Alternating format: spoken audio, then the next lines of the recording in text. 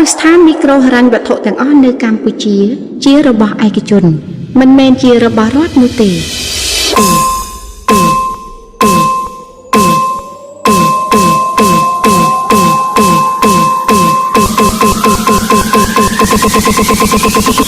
សូមបងប្អូនប្រជាពលរដ្ឋកុំយល់ច្រឡំសូមអរគុណ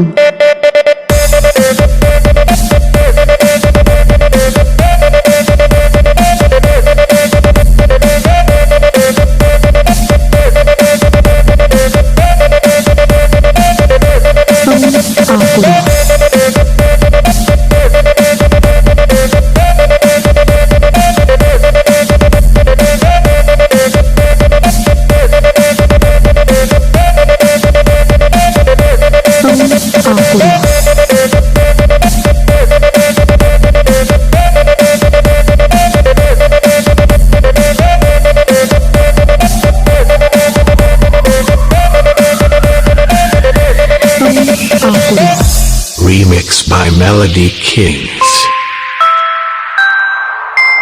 គ្រឹះស្ថានមីក្រូហិរញ្ញវត្ថុទាំងអស់នៅកម្ពុជាជារបស់ឯកជនមិនមែនជារបស់រដ្ឋនោះទេ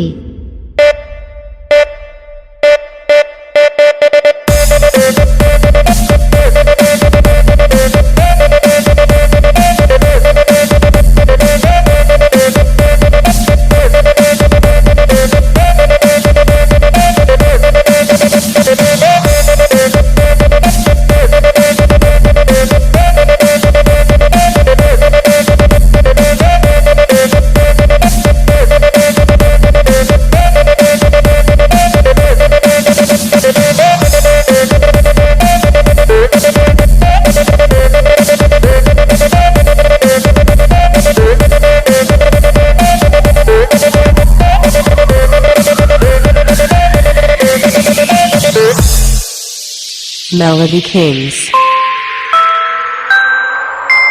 គ្រឹះស្ថានមីក្រូហិរញ្ញវត្ថុទាំងអស់នៅកម្ពុជាជារបស់ឯកជនមិនមែនជារបស់រដ្ឋនោះទេ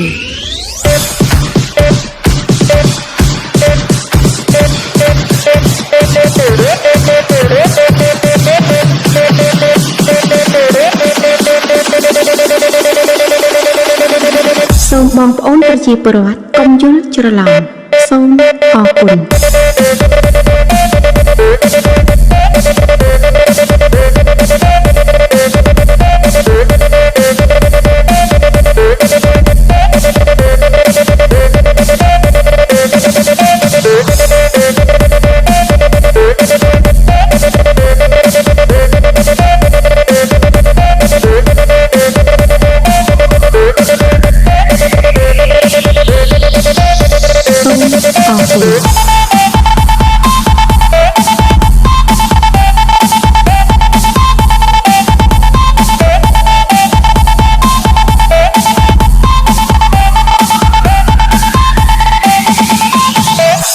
Remix by Melody Kings គ្រឹះស្ថានមីក្រូហិរញ្ញវត្ថុទាំងអស់នៅកម្ពុជាជារបស់ឯកជនមិនមែនជារបស់រដ្ឋនោះទេ